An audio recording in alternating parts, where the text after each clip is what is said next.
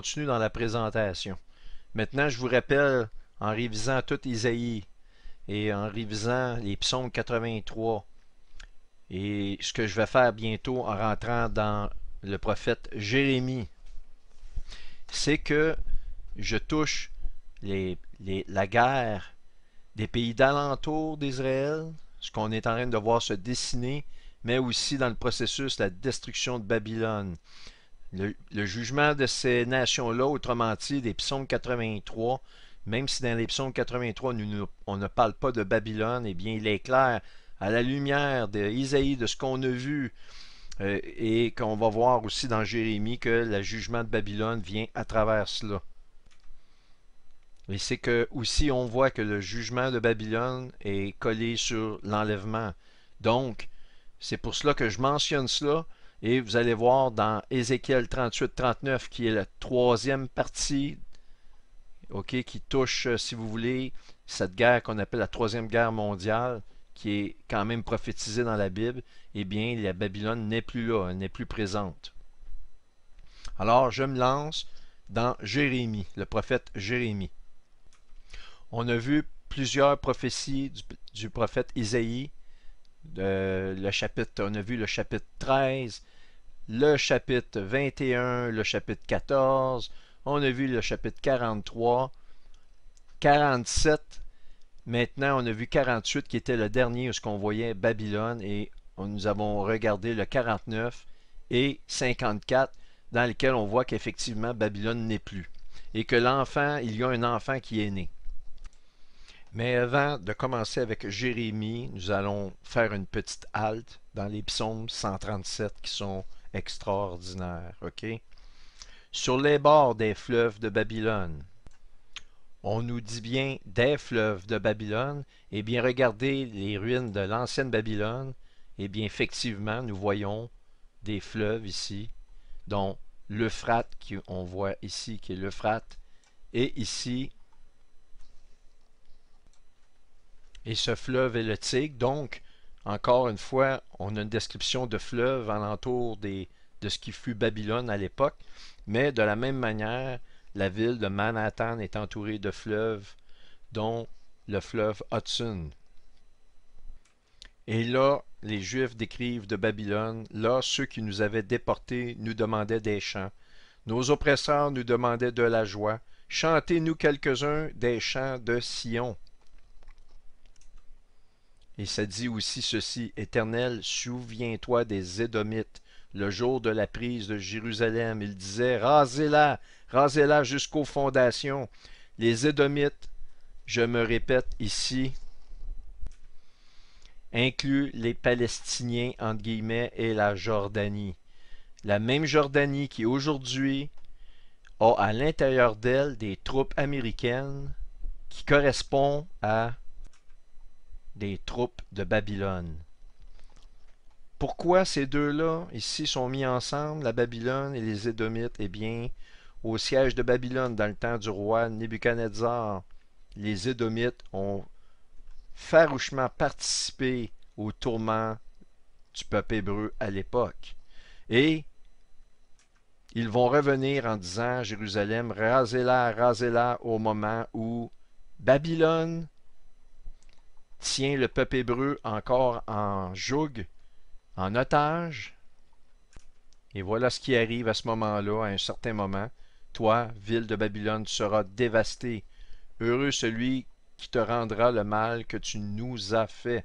Alors, est-il vrai que maintenant Babylone fait du mal à un moment vraiment épique depuis son histoire?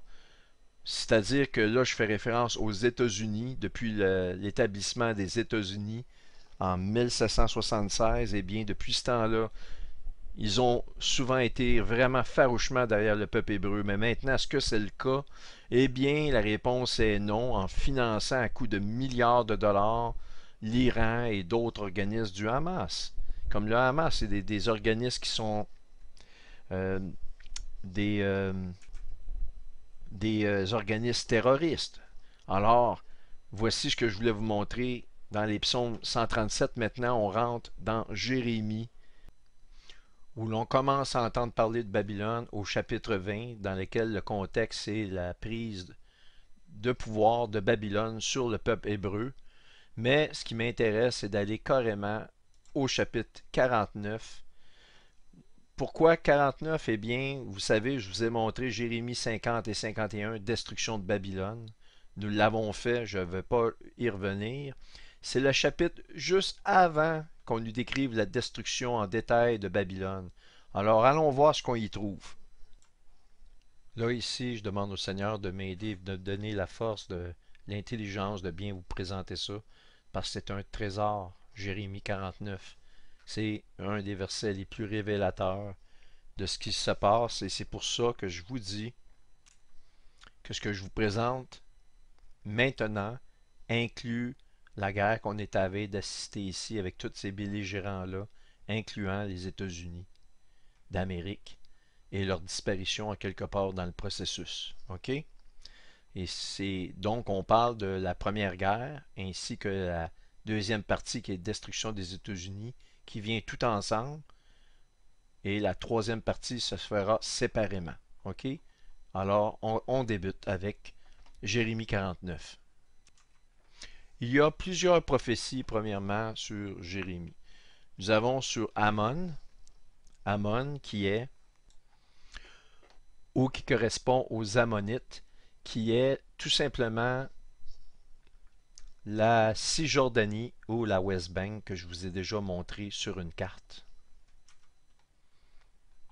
Nous avons une prophétie sur Édom, Édom qui est Ésaü, qui est exactement, encore une fois, la Cisjordanie et qui correspond encore à ce qu'on a ici sur les Ammonites.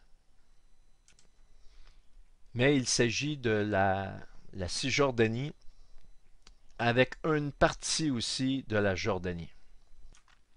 Alors on le voit ici avec Ésaü, ok? On va y revenir. Il y a aussi prophétie sur Damas, que Damas va avoir vraiment des sérieux problèmes. Et aussi sur Kedar et Hatzor. La région de Bétar se retrouve en Cisjordanie, exactement dans la West Bank, et tant qu'à la région de Hatzor, elle se retrouve au Liban et au sud-ouest de la Syrie. Et donc, on nous renomme encore la Cisjordanie ici, et qui correspond encore à la West Bank, ou les Palestiniens de la West Bank, ok? Donc, plusieurs régions, des fois, englobent d'autres régions, les mêmes régions étant connues sur des noms un peu différents. Mais vous voyez un peu l'idée dans ce que je vous amène ici. Et si on regarde sur une carte, si on regarde dans son ensemble la Syrie et le sud-ouest de la Syrie, c'est bien ce qui est spécifié pour Hatzor, eh bien nous avons Damas et les hauteurs du Golan. Tout est écrit, les hauteurs du Golan, encore répété dans cette prophétie-là. Je vous cible exactement les endroits au niveau géographique pour que vous compreniez ça dans votre tête, que ça soit clair. Le Liban, vous voyez, est ici et Hatzor est nommé avec Béthar, qui lui est juste au-dessus de Bethléem. Vous voyez Bethléem ici. Alors Béthar se situe exactement dans ce coin-là ici qu'on a. Alors si je rentre Béthar, vous allez voir, Bethléem ici, ça va apparaître dans ce coin-là. Alors je viens de faire apparaître, c'est ici que vous voyez. Et juste en haut ici, proche du mur de l'ouest, ou qu'on appelle le mur des lamentations. Alors tout cela est englobé avec la présence de Babylone. Babylone est encore là. Maintenant, je vous reprends du début, ayant mis chaque acteur à leur place, et vous comprendrez ici que Babylone va être actif au moment où la première partie de cette guerre-là ici va arriver, c'est-à-dire les nations d'alentour. Alors, il aurait fallu, pour que la Babylone soit détruite exactement à l'éclipse, il aurait fallu que cette prophétie-là s'accomplisse avant. Mais vous comprendrez que j'ai pris ça en main il y a à peine 2 mois et j'ai des centaines d'heures de travail là-dedans. C'est impossible à moi de tout déchiffrer d'un coup et avec exactitude, mais vous en ferez ce que vous voulez. Maintenant, je vous montre les choses. Vous avez tous les outils à la maison. Vous pouvez vérifier ce que je vous dis. Me prendre en défaut si ça vous chante. Il n'y a pas de problème. Je le fais pas pour être pris en défaut ou pour paraître comme une personne qui est brillant ou quoi que ce soit. Je le fais pour sonner l'alarme parce que je suis personnellement convaincu qu'il nous reste réellement plus beaucoup de temps. Alors voilà, on commence avec la prophétie sur les Ammonites, qui correspond à la West Bank ou la Cisjordanie, confirmée par Gad. Qui possède Gad? C'est exactement cette région-là, ok? Alors, on y va. Sur les Ammonites, voici ce que dit l'Éternel: Israël n'a-t-il pas de fils? Je vous parlais que les Palestiniens, c'est l'enfant qui doit accoucher avec beaucoup de douleur, qui doit être sorti du ventre de la femme qui est Israël. N'a-t-il pas d'héritier? Pourquoi est-ce Malcolm qui possède Gad et son peuple qui habite ces villes? Voilà pourquoi les jours viennent, déclare l'Éternel, où je ferai retentir le cri de guerre contre Abba, la capitale des Ammonites. Elle deviendra un tas de ruines, c'est assez clair, et les villes qui en dépendent seront détruites en cendres. Alors Israël reprendra son héritage à ceux qui l'en avaient dépossédé, dit l'Éternel. Alors voyez-vous, c'est un enfant qui doit naître, qui doit être sorti du ventre. Et il va être un tas de ruines. Maintenant, qu'est-ce qui va arriver de ces gens-là? Cependant, après cela, je ramènerai les déportés des Ammonites, déclare l'Éternel. Autrement dit, comme je vous l'ai montré tout à l'heure pour la bande de Gaza, les Philistins, pardon, ils vont être déportés d'une certaine manière. Alors, ils vont faire la même chose.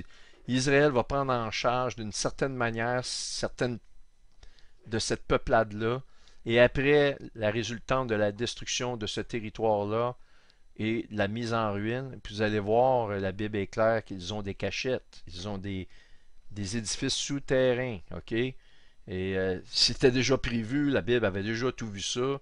Alors ne vous étonnez pas d'entendre parler que la Hamas a construit des bâtisses évidemment sous des écoles. Ils vont se cacher en arrière des enfants. Ces êtres-là qui sont tellement braves se cachent en dessous des hôpitaux, mais ils ont des bâtisses. Il y a le Hamas de surface, mais il y a le Hamas sous terre.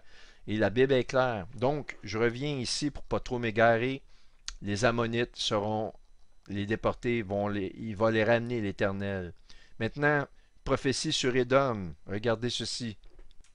Alors, Édom, c'est la partie sud-ouest de la Jordanie, incluant la Cisjordanie ou la West Bank, ok? Alors, la partie sud-ouest de la Jordanie, c'est encore une fois très stratégique, car l'Arabie saoudite, comme je l'ai montré, pour s'amasser, pour aller en Israël, vont devoir passer par ce point-là ici qu'on voit, qui correspond au sud-ouest de la Jordanie. Alors, je reviens à à Jérémie 49. Fuyez, tournez le dos, allez vous réfugier dans les profondeurs, habitants de dedans. C'est assez clair, dans les profondeurs, ils ont des abris souterrains. Ça veut dire qu'Israël va rentrer, va raser le dessus, puis va maintenant faire des opérations à l'intérieur. En effet, je fais venir le malheur sur Ésaü. Ésaü, c'est toujours Édom. Encore une fois, c'est les Palestiniens, la Palestine en guillemets, ok? C'est le moment de mon intervention contre lui. Si les vendangeurs viennent chez toi, laisseront-ils de quoi grappiller? On nous parle que la colère de la coupe de vin de la colère de Dieu est pleine. On nous parle de fossés venir vendanger dans la fin des temps, ok? Si des voleurs viennent de nuit, ne détruiront-ils pas tout ce qu'ils peuvent? Mais c'est quoi? C'est moi-même qui dépouille Ésaü et qui met ses cachettes à découvert. Des cachettes, eh oui. Apparemment que sous l'hôpital qui a été détruit, eh bien, se cachent les hauts dirigeants du Hamas. Lorsque ça tourne mal, ils vont se cacher derrière des gens qui sont malades dans des lits d'hôpitaux, derrière des écoliers, des enfants. C'est comme ça qu'il procède, OK? Il ne pourra plus se mettre à l'abri. Sa lignée, ses frères et ses voisins seront dévastés. Il n'existera plus. On sait qu'il va y avoir des peuplades qui vont être déportées. Je l'ai montré qu'ils vont être pris en charge quand même à travers le processus, mais ni plus ni moins, ce territoire-là, le Hamas, va être complètement anéanti. Et d'ailleurs, ici, c'est un trésor, OK? Le Hamas en a absolument rien à faire de sa population. Abandonne donc tes orphelins, les orphelins, parce qu'il y en a qui meurent, se retrouvent plus de parents, plus d'amis, plus d'enfants. Abandonne donc tes orphelins, moi je les garderai en vie. Quant à tes veuves, qu'elles placent leur confiance en moi, ok? On va continuer parce que je pourrais en dire bien long là-dessus. On nous dit Botsra deviendra un sujet de consternation et d'insulte. Quant aux villes voisines, elles deviendront des ruines, et ce pour toujours. Eh bien, regardez sur une carte où se situe Botsra, en plein cœur de la West Bank. Donc, j'ai appris une nouvelle de la part de l'Éternel et un messager a été envoyé parmi les nations. Alors, vous comprenez que lorsque Israël va rentrer avec les nouvelles que nous avons aujourd'hui, toutes les nations vont savoir ce qui se passe en temps pratiquement réel. Rassemblez-vous et marchez contre Édom. Encore la Palestine, vous levez-vous pour lui faire la guerre. Et ici, c'est très intéressant. On voit une association entre Édom et l'aigle. Et ici, je pense qu'il s'agit d'un verset qui annonce une relation entre l'aigle et Édom, qui est la Palestine. Et selon moi, ça peut signifier le financement par les États-Unis d'Amérique sur Édom. Maintenant, on continue. Ah oui, parce qu'on dit tu places ton nid aussi haut que celui de l'aigle. Il y a une association entre les deux ici. Alors on continue. Ce sera comme lors de la catastrophe qui a frappé Sodome et Gomorrhe ainsi que les villes voisines, dit l'Éternel. Alors que s'est-il passé à Sodome et Gomorrhe? Lot est sorti de la ville avant qu'elle soit complètement rasée. Alors, allons-nous sortir à ce moment-là, en quelque part, allons-nous être enlevés au moment où ils vont vraiment rentrer à l'intérieur, qu'Israël va commencer à rentrer à l'intérieur? Euh, Selon ce que je peux lire, les chances sont énormes. Et regardez ceci, verset 19. Voici que, pareil à un lion, il monte des rives luxuriantes du Jourdain pour s'attaquer à un domaine solide. J'agirai en un clin d'œil. Maintenant, regardons verset 19. Est-ce que c'est réellement un clin d'œil? Je vais dans la Strong en anglais parce que vous le savez, je préfère ça. Verset 19. I will suddenly, qui veut dire rapidement. Mais pour une fois, la Bible en français a une meilleure traduction. Regardons la signification dans la Strong, qui est la référence 7280 pour rapidement, suddenly, ok? Nous avons, oui, c'est rapidement, mais comme twinkling. Twinkling, ça veut dire un clignement d'œil.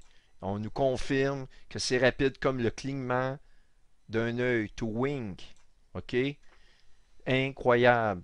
Et à quel endroit on nous parle qu'un événement va se passer en un clin d'œil et c'est bien, c'est au moment de l'enlèvement. Vous en faites ce que vous voulez, mais la comparaison est incroyable. Donc, en un clin d'œil, il va faire déguerpir Édom. Alors, lorsqu'on verra des opérations majeures se faire, alors on peut espérer être enlevé. La réponse est oui. Est-ce que ça va être ça exactement? Non. Mais sachez que ça ne tardera plus maintenant. Je vous le dis parce que je ne veux pas me faire dire lorsqu'ils vont rentrer. Ah, ils sont rentrés, n'a pas été enlevé, etc. Est-ce que je peux savoir en tant qu'homme que je suis avec exactitude le moment de l'enlèvement? La réponse est non. Mais nous sommes vraiment dans le moment là. Maintenant, est-ce que les États-Unis et l'aigle, qui avaient une relation d'une façon ici, comme s'ils ont une alliance ensemble, comme si l'aigle a... Tu as placé ton nid aussi haut que celui de l'aigle, donc il y a quelque part, il y a comme ils ont eu des relations ensemble qui semblent être positifs. Ils ont eu quelque chose ensemble. Et ici, pourtant, on voit l'aigle réapparaître et on nous dit ceci au verset 22. Voici que, pareil à l'aigle, il monte, il plane, il déploie ses ailes sur Botsra. Alors, l'aigle déploie ses ailes sur Botsra et je viens de vous montrer Botsra est dans le cœur de la Cisjordanie ou du West Bank en de la fameuse, entre guillemets, Palestine. Ferme les guillemets. Et on nous dit qu'Édom, elle est pareille à celui d'une femme prête à accoucher. Pendant le processus, la femme n'a pas encore accouché. C'est à la fin de cette opération-là que Babylone n'est plus là, qu'on voit que l'enfant est né. L'enfant est né, vous pourrez voir vous-même dans la Bible, à partir du chapitre 52 en montant dans Isaïe, dans Jérémie, on nous parle de la naissance d'un enfant, que l'enfant est déjà né. Avant, on nous parle de la comme une femme enceinte tout le temps, à la présence, lorsqu'on a la présence de Babylone, ok? Et l'enfant qui naît est réellement, à mon avis, la présence du bébé à l'intérieur de la femme qui est la bande de Gaza et la West Bank, la Cisjordanie. Il faut que Israël sorte l'enfant du ventre de la femme qui est le pays d'Israël. Maintenant, prophétie sur Damas. Vous le savez, je ne vais pas passer très longtemps. On sait que Damas est peut-être à 75% détruite maintenant, mais il faut qu'elle soit au complet. Mais Damas, Saphèse, elle se tourne pour prendre la fuite et elle est saisie de panique. Damas, je l'ai nommé, le sud de la Syrie, fait partie des psaumes 83, les pays d'alentour. On est toujours dans les pays d'alentour maintenant, ok? L'angoisse et les douleurs s'emparent d'elle comme pour une femme prête à accoucher. Elle va accoucher lorsque Damas va être rasé comme l'enfant ici. Maintenant, là, c'est réellement important que vous ouvriez vos esprits à comprendre ce que je vais vous montrer là. Prophétie sur Kedar et Hatzar. J'en ai parlé tout à l'heure et je le répète. Kedar, on l'a vu, c'est en plein cœur de la West Bank. Mais Hatzar correspond au sud de la Syrie et le Liban. Je vous ai tout montré ça. Alors, ceci étant revenu à votre esprit, regardez ceci. Sur Kedar et les royaumes de Hatzar auxquels Nebuchadnezzar, roi de Babylone, infligea une défaite.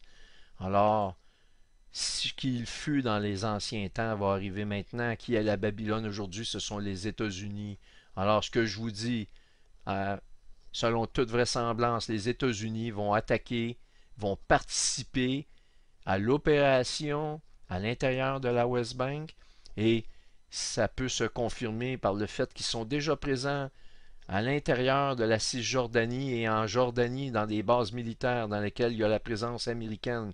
Déjà au moment où on se parle, il y a des avions prêts à décoller à l'intérieur de ces territoires-là. Et l'armée américaine est présente maintenant en Israël, ok? Ils sont déjà là. Donc, Hatzar, maintenant, ils vont participer sur la destruction de ce qui semble être une opération sur Damas, bien que je n'ai pas une preuve absolue, mais ils pourraient coordonner et participer à cela, mais ils vont le faire en tout cas, à proprement dit, au Liban, qui fait partie de Hatzar, ici qu'on voit.